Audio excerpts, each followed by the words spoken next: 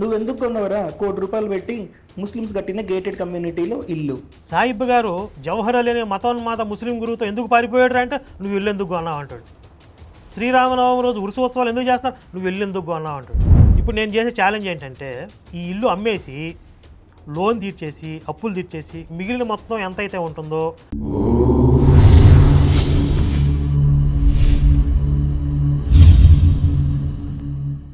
అందరికీ నమస్కారం.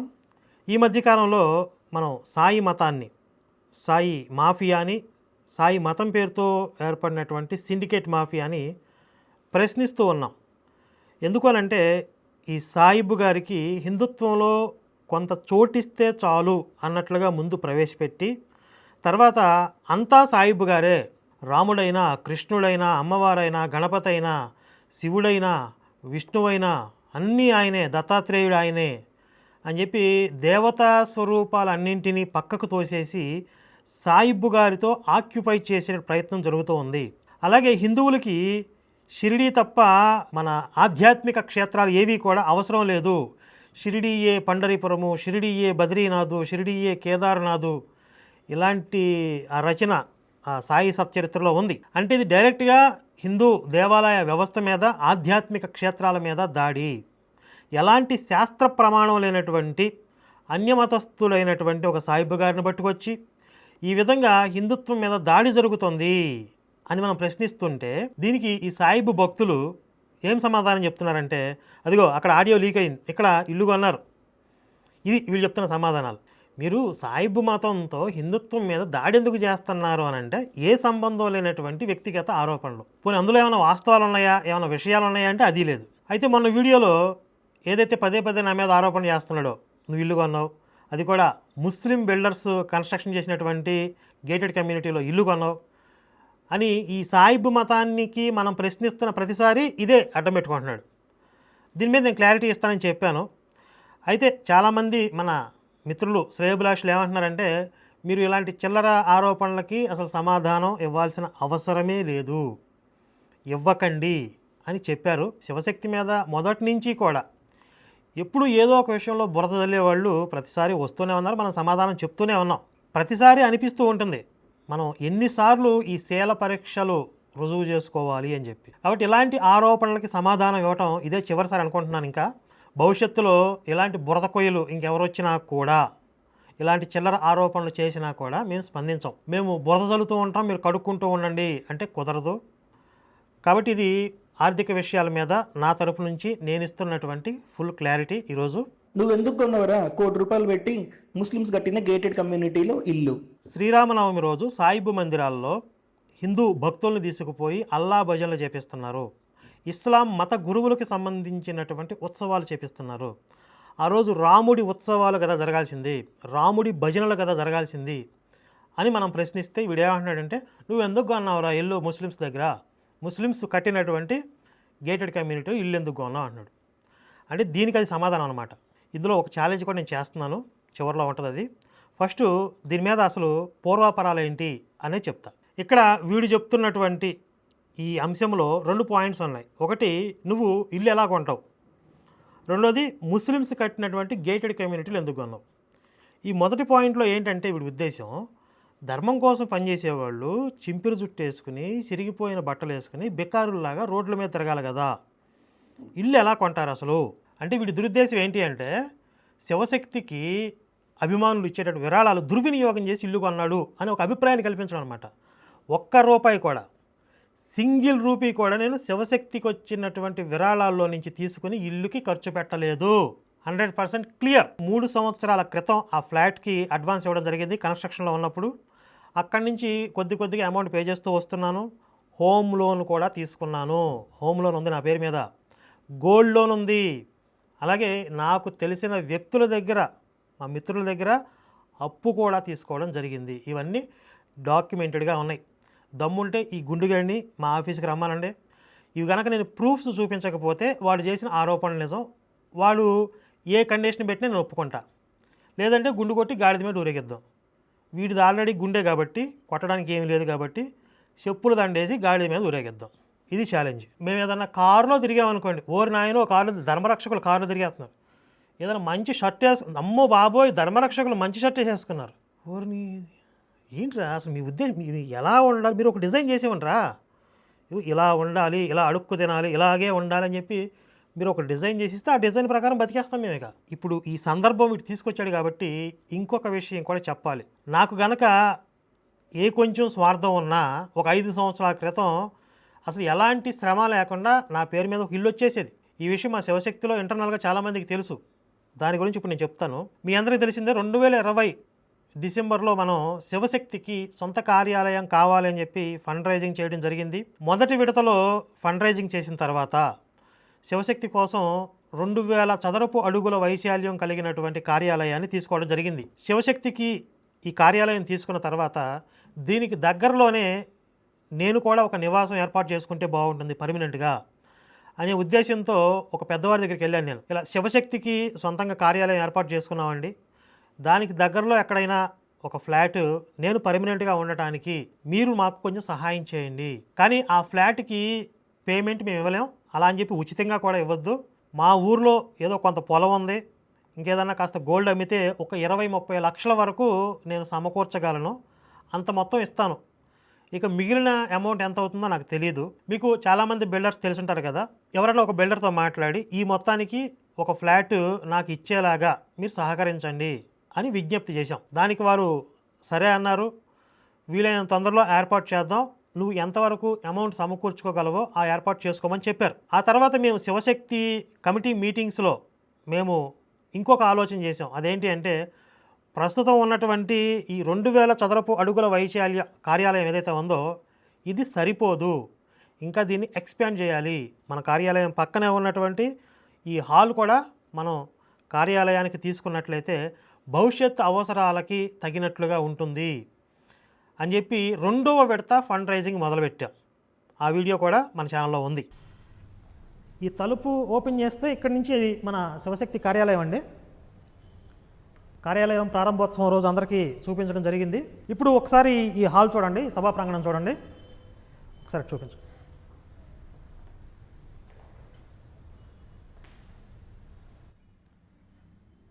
దీనికి కామన్ ఏరియా కూడా ఉంది బయట. ఈ కామన్ ఏరియాతో కలుపుకొని ఒక 2000 చదరపు అడుగుల విస్తీర్ణం ఇది.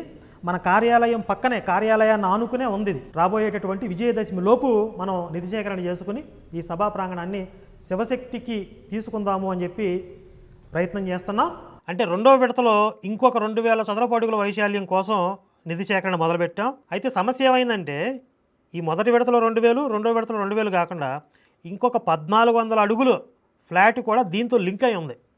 అది కూడా తీసుకుంటేనే ఈ మొత్తం ఇవ్వటం కుదురుతుంది అని దాని పూర్వ యజమాని మాకు చెప్పడం జరిగింది. కాబట్టి ఇంత ఫండ్ రైజింగ్ మనం చేయటం సాధ్యం కాదు. కాబట్టి ఇంతకుముందు నేను ఎవరినైతే నాకు ఉండటానికి ఇల్లు కావాలని అడిగానో ఆ పెద్దవారి దగ్గరికి వెళ్ళి, నాకు ఇల్లు వద్దండి, శివశక్తికి కార్యాలయం ఎక్స్పాండ్ చేస్తున్నాం, ఇంకా ఎక్స్ట్రాకి మేము ఫండ్ రైజింగ్కి వెళ్తున్నాం, అయితే పబ్లిక్ నుంచి పూర్తిగా సఫిషియెంట్గా రాకపోవచ్చు, ఆ మిగిలిన కొరత ఏదైతే ఉందో అది మీరు మాకు సహాయం చేయండి, నాకు ఇల్లు వద్దు అని చెప్పడం జరిగింది. తప్పకుండా మీరు ఏది నిర్ణయించుకుంటే దానికి మేము సహాయం చేస్తామన్నారు.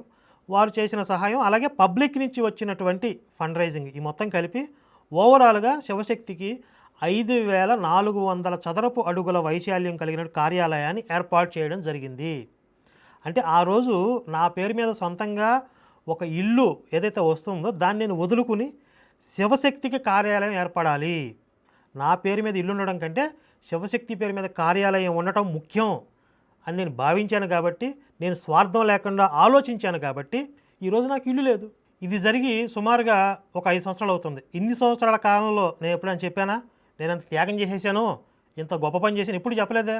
ఈరోజు కూడా ఎందుకు చెప్తున్నాను, వీడు ఇల్లు గురించి ఆరోపణలు చేశాడు కాబట్టి జరిగిన విషయం ఏంటి చెప్పాలి కాబట్టి ఇప్పుడు చెప్తున్నా, లేకపోతే ఎప్పటికీ చెప్పేవాడిని కాదు. 5 సంవత్సరాల క్రితం జరిగింది కదా, దానికి ఓ 2 సంవత్సరాల తర్వాత, అంటే ఇప్పటికి 3 సంవత్సరాల క్రితం ఇప్పుడు ప్రజెంట్ ఉన్నటువంటి ఈ ఇంటికి అడ్వాన్స్ ఇవ్వడం జరిగింది. అయితే ప్రజెంట్ ఈ ఫ్లాట్ ఏదైతే తీసుకున్నానో అది కూడా నాకు పర్మనెంట్గా నివాసం ఉండడానికి కాదు, జస్ట్ అదొక ఇన్వెస్ట్మెంట్గానే భావిస్తున్నాను. అసలు ఇన్వెస్ట్మెంట్ ఎందుకు, నాకు ఆర్థికపరమైన జాగ్రత్తలు ఎందుకు అనే దానికి కూడా ఒక విషయం చెప్పాలి. అసలు నాకు మొదటి నుంచి కూడా డబ్బు నాకు అవసరం లేదు, నేను సంపాదించను, నేను సేవింగ్స్ పెట్టుకోను. కొన్ని సంవత్సరాల పాటు శివశక్తిలో అసలు ఎలాంటి గౌరవ వేతనం కూడా తీసుకోకుండానే వర్క్ చేశాను నేను. అయితే తర్వాత కాలంలో కొన్ని పరిణామాలు జరిగిన తర్వాత అప్పుడు అవగాహన వచ్చింది. మీ అందరికీ గుర్తుండే ఉంటుంది, మనం ఎప్పుడైతే శివశక్తి కోసం కార్యాలయం తీసుకుంటున్నామో ఆ సందర్భంలో ఒక ముఠా ఏడుపులు ఎక్కువైపోయాయి. వాళ్ళు అప్పట్లో పగబట్టేసి ఎందుకు పగబట్టారో తెలియదు. అంటే శివశక్తి ఎదుగుతుంటే సహజంగా వచ్చే కడుపు మంట అనమాట. అంటే రాములు చూస్తే రాక్షసుల కడుపు మంట ఎలా ఉంటుందో ఆ విధంగా సహజంగా వచ్చినటువంటి ఏడుపులతో వీళ్ళు మా మీద ప్రెస్ మీట్లు పెట్టి రకరకాల కేసులు పెట్టి నానా యాగి చేశారు. వాళ్ళు ఛాలెంజ్లు కూడా చేశారు. ఏమనంటే శివశక్తి కార్యాలయాన్ని మూయించేస్తాం, షట్ డౌన్ చేసేస్తాం, తాళాలు వేయించేస్తాం అని విపరీతంగా ప్రయత్నాలు కూడా చేశారు. మన దగ్గర ఎలాంటి లోపం లేదు కాబట్టి, ఎలాంటి తప్పు లేదు కాబట్టి వాళ్ళు ఏం చేయలేకపోయారు. కానీ ఒకవేళ మన దగ్గర తప్పు లేకపోయినా వాళ్ళకి ఆ విధంగా చేయగలిగేంత శక్తి ఉందనుకోండి, వ్యవస్థల్ని ఇన్ఫ్లుయెన్స్ చేయగలిగేంత శక్తివంతులు అనుకోండి, అప్పుడు పరిస్థితి ఏంటి అంటే ఆల్టర్నేటివ్ ఉండాలి అని ఆలోచన అప్పుడు వచ్చింది. ఎలాంటి పరిస్థితుల్లో కూడా శివశక్తి ద్వారా ఏదైతే వర్క్ జరుగుతుందో అది ఆగిపోకూడదు. ఒక చోట ఇబ్బంది పెడితే ఇంకొక చోట నుండి పని చేయగలిగే సామర్థ్యం మనం కలిగి ఉండాలి. అంటే ఇప్పుడు నేను ఇల్లు తీసుకోవడం వల్ల ఆల్టర్నేటివ్ వ్యవస్థ ఎలా అవుతుంది అంటే, ఒకవేళ ఎవరైనా అసుర శక్తులు ఈ కార్యాలయాన్ని ఇబ్బంది పెడితే అప్పుడు నా ఇల్లే శివశక్తి కార్యాలయం అవుతుంది, అక్కడి నుండి నేను పనిచేస్తాను. ఆల్టర్నేటివ్ వ్యవస్థ అది. అలాగే అన్న మంచి పొజిషన్లో ఉన్నాడు, సమాజంలో మంచి పేరు పలుకుబడి ఉన్నాయి, మంచి స్థానంలో ఉన్నాడు కాబట్టి నాకు ఈ మాత్రం సహాయం చేయడా అని కొంతమంది ఎక్స్పెక్ట్ చేస్తారు మన నుండి. డబ్బు నాకు అవసరం లేకపోవచ్చు, కానీ నాకు కొన్ని బాధ్యతలు ఉంటాయి, నా మీద డిపెండ్ అయిన వారు ఉంటారు. అలాంటప్పుడు మనం ఎంతో కొంత వాళ్ళకి సహాయం చేసే స్థితిలో ఉండాలి. నాకే దిక్కులేదురా బాబు అని నేను చెప్తే ఎవరు నమ్మరు. ఇంకా వీటితో పాటు నా వ్యక్తిగత జీవితంలో ఒక పెద్ద సంఘటన కూడా జరిగింది. అది ఇప్పుడు నేను చెప్పాలనుకోవట్లేదు, సందర్భం వస్తే భవిష్యత్తులో ఎప్పుడైనా చెప్తాను. ఇవన్నీ అనుభవంలోకి వచ్చిన తర్వాత నేను కూడా కొంత ఆర్థిక క్రమశిక్షణ కలిగి ఉండాలి అని కొంత సేవింగ్స్ చేయటం మొదలుపెట్టడం జరిగింది. నేను ఛానల్లో ఏదైతే కష్టపడి వీడియోలు చేస్తున్నానో ఆ వీడియోల మీద వచ్చే ఇన్కమ్ నుండే నేను గౌరవ వేతనం తీసుకుంటున్నాను తప్ప శివశక్తికి వచ్చే డొనేషన్స్లో ఒక్క రూపాయి కూడా నేను తీసుకోవట్లేదు. స్పష్టంగా నా ఆర్థిక స్థితి గురించి ఈరోజు చెప్పడం జరిగింది. మరి సాయిబు మందిరాలు నిర్వహించేవారు ఆ మందిరాలు పెట్టకముందు వాళ్ళ ఆస్తులు ఎంత, ఆ సాయిబు మందిరాలు పెట్టిన తర్వాత వాళ్ళు ఎన్ని ఆస్తులు సంపాదించారు, ఈ లెక్కలు బహిరంగంగా వాళ్ళు చెప్పగలరా? నేను ఒక హోమ్ లోన్ తీసుకుని గోల్డ్ లోన్లు పెట్టి అప్పులు తెచ్చుకుని ఒక ఇల్లు కొంటే నేనేదో పెద్ద స్కామ్ చేసినట్లుగా, కుంభకోణం చేసినట్లుగా, సాయిబాబా సచ్చరిత్రకి సమాధానంగా పదే ఆ విషయాన్ని చెప్తున్న ఈ గుండుగాడు సాయిబు మందిరాల నిర్వాహకులకి కోట్ల రూపాయల ఆస్తులు ఎక్కడి నుండి వస్తున్నాయి, ఈ మందిరాల్లో వచ్చే డొనేషన్స్ ఏమైపోతున్నాయి, ఈ లెక్కలు చెప్తాడా? ఇక రెండోది, ముస్లిమ్స్ కట్టినటువంటి గేటెడ్ కమ్యూనిటీలో ఎందుకు కొన్నావు, దానికి వీడేమంటున్నాడు చూడండి. మనము బావర్చీలోనో ఇంకెక్కడో ఒక ముస్లిం దగ్గర ఒక బిర్యానీ తిని 20 రూపాయలు ఇరానీ చాయ్ తాగితేనే ఓ రచ్చ చేస్తూ ఉంటారు. ఫుడ్ జిహాద్ అంటారు, లవ్ జిహాద్ అంటారు, కొత్త పేర్లు పెట్టేసి ఓ రచ్చ చేస్తూ ఉంటారు అన్నట్టు. అంటే ఫుడ్ జిహాదు లవ్ జిహాదు లేవా? కొత్తగా పేర్లు పెట్టడం ఏంటి? ఆల్రెడీ జరుగుతున్నాయి, కళ్ళ ముందు కనపడట్లేదా? సరే, నీకు ఓ బిర్యానీ తినాలనిపించింది, మాకు తెలిసిన సాహిబ్ గారండి, అందులో ఆయన ఎలాంటి ఉమ్ములు ఉచ్చలు పోయడండి, చాలా పరిశుద్ధంగా చేస్తాడండి అని నీకు నమ్మకం ఉంటే తిను, ఎవరొద్దన్నారు?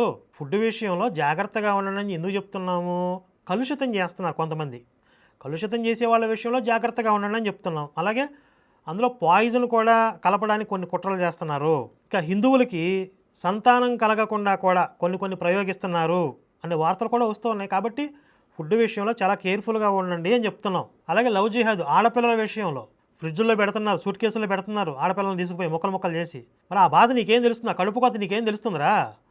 కాబట్టి ఆడపిల్లల్ని కన్నవాళ్ళు తల్లిదండ్రులు జాగ్రత్తగా ఉండండి అని చెప్తున్నాం. ఇది కూడా తప్పే. అలాగే ఇంకొక విషయంలో కూడా జాగ్రత్తగా ఉండండి అని చెప్తాం. పూజా వస్తువుల విషయంలో హిందువులు పూజా స్టోరు నిర్వహిస్తున్నారు అనుకోండి, అక్కడ ఉండే వస్తువుల్ని వాళ్ళు కూడా పవిత్రంగా చూస్తారు. ఎందుకంటే ఈ వస్తువుల్ని భగవంతుడి యొక్క పాదాల దగ్గర పెడతారు, భగవంతుడి యొక్క ఆరాధనలో వినియోగిస్తారు. కాబట్టి వాళ్ళు కూడా వాటిని పవిత్రంగానే చూస్తారు. కానీ విగ్రహారాధన మీద ద్వేషభావంతో ఉండేటటువంటి అన్య మతస్థులు ఆ పూజా వస్తువులను అంత పవిత్రంగా చూడరు, వాటిని అపవిత్రం చేయడానికి కూడా వెనకాడరు. కాబట్టి అక్కడ కూడా జాగ్రత్తగా ఉండండి అని చెప్తాం. లేదు ఇవన్నీ కాదు, అన్య మతస్థులు అయినప్పటికీ పలానా సాహిబ్ గారు, పలానా జోసెఫ్ గారు పూజా వస్తువులను పవిత్రంగానే చూస్తారు, ఆహార పదార్థాలను కలుషితం చేయరు, నీకు నమ్మకం ఉంటే తీసుకో, ఎవరొద్దన్నారు. ఇక్కడ నేను కొన్నది పూజా వస్తువులు కాదు, ఫుడ్ కాదు. ఇప్పుడు వీడే చెప్తున్నాడు కదా, నేను కొన్నదేమో ఇల్లు, కానీ వీడు ఎగ్జాంపుల్ చెప్తుందేమో ఫుడ్కి ఇంటికి సంబంధం ఏంటి అసలు? దానికి దీనికి పోలిక పెట్టొచ్చా? అలాగే ఎవరైతే ఆ బిల్డర్స్ ఉన్నారో వాళ్ళు 25 సంవత్సరాలుగా ఈ వ్యాపారంలో ఉన్నారు, 25 సంవత్సరాలుగా కన్సిస్టెంట్గా వ్యాపారం చేస్తున్నారంటే భారత ఎకానమీ వృద్ధికి వాళ్ళు కూడా ఎంతో కొంత తోడ్పాటు అందిస్తున్నారని అర్థం. అలాగే ఇన్ని సంవత్సరాల్లో వాళ్ళు సక్రమంగా ఐటీఆర్ ఫైల్ చేయకపోతే వాళ్ళకి నోటీసులు వస్తాయి, చట్టపరంగా చాలా ఇబ్బందులు వస్తాయి. అంటే అవి కూడా వాళ్ళు ప్రాపర్గా మెయింటైన్ చేస్తున్నారు. కాబట్టి దేశభక్తి కలిగి రాజ్యాంగానికి చట్టానికి లోబడి విధేయులుగా ఉండేవారు అన్య మతస్థులైన వారితో మనకి ఎలాంటి సమస్య లేదు. ముస్లిమ్స్ అయినంత మాత్రాన అందరూ దేశద్రోహులు కాదు కదా, అందరూ తీవ్రవాదులు కాదు కదా. అలాగే ఇక్కడ తీసుకుంటుంది ఇల్లు కాబట్టి అక్కడ ప్రధానంగా చూడాల్సింది ఏంటి, లీగల్గా అది క్లియర్గా ఉందా లేదా. రెండోది మనకు లోన్ కావాలి. లోన్ రావాలంటే బ్యాంకులు ఆ ప్రాజెక్ట్ని అప్రూవ్ చేయాలి. నేను తీసుకున్న ఆ గేటెడ్ కమ్యూనిటీలో ప్రాజెక్ట్ని బ్యాంకులు అప్రూవ్ చేసాయి. అలాగే నాకు తెలిసిన వ్యక్తులు కూడా అందులో ఇన్వెస్ట్ చేశారు. భవిష్యత్తులో గ్రోత్ ఉంటుంది కాబట్టి ఇక్కడ ఇన్వెస్ట్ చేస్తే మంచిది అని చెప్పి ఈ పారామీటర్స్లో అక్కడ తీసుకోవడం జరిగింది. అయితే ఇది పర్మనెంట్గా ఉండడానికి కూడా కాదు, ఎందుకంటే నార్మల్గా ఎవరైనా ఉండొచ్చు, కానీ నాలాంటి రిస్క్ ఉన్న వాళ్ళకి అంత పెద్ద టైట్ సెక్యూరిటీ ఉండదు. కాబట్టి ఫ్యూచర్లో ఎప్పుడైనా గ్రోత్ అవ్వగానే అది అమ్మేసి ఇంకా టైట్ సెక్యూరిటీ ఉండేటటువంటి పెద్ద గేటెడ్ కమ్యూనిటీకి నేను షిఫ్ట్ అవుతాను. ఈ విషయానికి సాయిబు మందిరాల్లో శ్రీరామనవమి రోజు జరిగే శ్రీరామ ద్రోహానికి లింకు అసలు ఏమన్నా ఉందా? దానికి ఇది అడ్డమా? బోడిగుండికి మోకాలికి ముడిపెట్టడం అంటారు కదా, అంతకన్నా దిగజారిన తనం ఇది. సరేరా, ఇప్పుడు అసలు సంబంధం లేకపోయినా దాన్ని దీన్ని అడ్డం పెడుతున్నావు కాబట్టి ఇక్కడ నేను ఒక ఛాలెంజ్ చేసేస్తున్నాను. 5 సంవత్సరాల క్రితం శివశక్తి కార్యాలయం కోసం ఏదైతే నేను సొంతంగా వచ్చి ఇల్లు వదులుకున్నానో ఇప్పుడు కూడా సేమ్ అదే మైండ్ సెట్ ఉంటుంది నాకు. ఒక మంచి కార్యం జరుగుతుంది అనుకుంటే నా పర్సనల్గా ఏదైనా సరే నేను ఖర్చు పెట్టడానికి సిద్ధంగా ఉంటా. ఇప్పుడు నేను చేసే ఛాలెంజ్ ఏంటంటే ఈ ఇల్లు అమ్మేసి లోన్ తీర్చేసి అప్పులు తీర్చేసి మిగిలిన మొత్తం ఎంత అయితే ఉంటుందో నాకు తెలియదు, పెద్దగా మిగలదు. ఆ మిగిలిన అమౌంట్ తీసుకెళ్ళి ఏదైనా ఒక ధర్మకార్యాన్ని ఖర్చు పెట్టేద్దాం. అది ఏం చేయాలో నువ్వే చెప్పు. శివశక్తిలో ఇచ్చేయమన్నా ఇచ్చేస్తా, లేదా ఏదైనా ఒక పేద బస్తీలో రామాలయం కడదాం చిన్నది అంటే అక్కడ ఆ విధంగా చేద్దాం, లేదా అయోధ్య తీసుకెళ్ళి రామాలయానికి విరాళం ఇచ్చేద్దాం అన్నా కూడా నాకేం అభ్యంతరం. ఏదో ఒక ధర్మకార్యాన్ని వినియోగించేద్దాం. కానీ ఆ రోజు నుండి మీ సాయిబు మందిరాల్లో శ్రీరామనవమి రోజు జరిగేటటువంటి ఉరుసు ఉత్సవాలు, హిందూ భక్తులను తీసుకుపోయి అక్కడ చేయించేటువంటి ఉరుసు ఉత్సవాలు, అల్లా భజన్లు ఆపేస్తారా? హిందువులకి రాముడికి ద్రోహం చేయకుండా ఉంటారా? నేను అక్కడ ఇల్లు కొనడమే ప్రాబ్లం అయితే అది ఖర్చు పెట్టేద్దాం, ధర్మకార్యాన్ని వినియోగించేద్దాం. నేను ఏ తప్పు చేయకపోయినా చట్టబద్ధంగా ధర్మబద్ధంగా ఎథిక్స్తో కొన్న ఇల్లుని కూడా నేను ఖర్చు పెట్టేస్తాను ధర్మం కోసం. కానీ మీరు ధర్మ ద్రోహం చేయకుండా ఉంటారా? సాయిబ్ గారు జవహర్ అలీ అనే మతోన్మాద ముస్లిం గురువుతో ఎందుకు పారిపోయాడు అంటే నువ్వు ఇల్లు ఎందుకు కొన్నావు అంటాడు. శ్రీరామనవమి రోజు ఉత్సవాలు ఎందుకు చేస్తున్నారు, నువ్వు ఇల్లు ఎందుకు కొన్నావు అంటాడు. శ్రీరామనవమి రోజు రాముడి ఉత్సవాలు చేసిన హిందువులు చూసి బూతులు ఎందుకు తిట్టాడు సాయిబ్ గారు అంటే నువ్వు ఇల్లు ఎందుకు కొన్నావు అంటాడు. ఆ కల్మా చదివే రోహిల్లా ఉన్నాడు కదా, ఆ క్యారెక్టర్, అది ఇంకా ఎపిసోడ్ చేయలేదు, అది కూడా చేసిన తర్వాత అప్పుడు కూడా అంటాడు నువ్వు ఇల్లు ఎందుకు కొన్నావు అంటాడు. ప్రతిదానికి ఇదేగా. పైగా సచ్చరిత్రలో షిరిడీ తప్ప ఇంకేం అవసరం లేదు మనకి, సాయిబ్ గారు తప్ప ఇంకేం అవసరం లేదు మనకి. ఇంతకు మించిన ధర్మద్రోహం ఉంటుందా? రాముడు ఎందుకు వచ్చాడు, కృష్ణుడు ఎందుకు వచ్చాడు, సాయిబ్ గారు తప్ప ఇంకెవరు అవసరం లేదంటే. ఇన్ని కోట్ల రూపాయలు సంపాదించినటువంటి సాయిబ్ మందిరాల వల్ల ఈ దేశానికి ఒరిగింది ఏంటి? ఒక్క కుటుంబాన్న మీరు గర్వాప్సి చేయగలిగారా? గర్వాప్సి సంగతి పక్కన పెట్టండి. ఇప్పుడు శివశక్తి వర్క్ ద్వారా, శివశక్తి వీడియోల ద్వారా ఎంతోమంది సెక్యులర్ హిందూస్ హిందుత్వవాదులుగా మారుతున్నారు. మీరేం చేస్తున్నారు? హిందువులను తీసుకెళ్ళి సెక్యులర్స్గా మారుస్తున్నారు. ఇన్ని కోట్ల రూపాయలు సంపాదించి మీరు చేసే దగులుబాజీ పని ఇది. సాయిబు మందిరాల్లో ఈ 10 సంవత్సరాలు కష్టపడినా నాకు వచ్చిన సేవింగ్స్ మహా అయితే 10-15 లక్షలు. దాని మీద నీ ఏడుపా? ధర్మం కోసం పనిచేసేవాళ్ళు ఆర్థికంగా, ఆరోగ్యంగా, అన్ని విధాలుగా బాగుంటే ఎక్కువ కాలం పనిచేయగలుగుతారు. వాళ్ళని చూసి ఇంకొక 10 మంది ఇన్స్పైర్ అవుతారు. మేము కూడా ఇలా పనిచేయచ్చు, చేయాలి అనేటువంటి ఒక ప్రేరణ కలుగుతుంది. భవిష్యత్తులో కూడా ఒక చిన్న బిజినెస్ని ప్రారంభించే ఆలోచనలో ఉన్నాం. కొన్ని గో ఉత్పత్తులు, ఆర్గానిక్ ఉత్పత్తులను తీసుకొస్తున్నాం నేను, లలిత్ గారు కలిసి సంయుక్తంగా. దాని వివరాలు ఇంకెప్పుడైనా తెలియజేస్తాను. మళ్ళీ ఆ రోజు ఏడుస్తాడు కదా ఈ గుండెగాడు, ఆ రోజు ఎందుకు, ఇప్పటి నుంచే మొదలు పెట్టమని చెప్తున్నా. ఈ రోజు నుంచే నువ్వు ఏడుగు మొదలు పెట్టచ్చు. మరి ఈరోజు ఈ వీడియోలో నేను చేసిన ఛాలెంజ్లో దేనికైనా ఈ గుండెగాడు స్పందిస్తాడని చూద్దాం. జై శ్రీరామ్, భారత్ మాతాకి జై.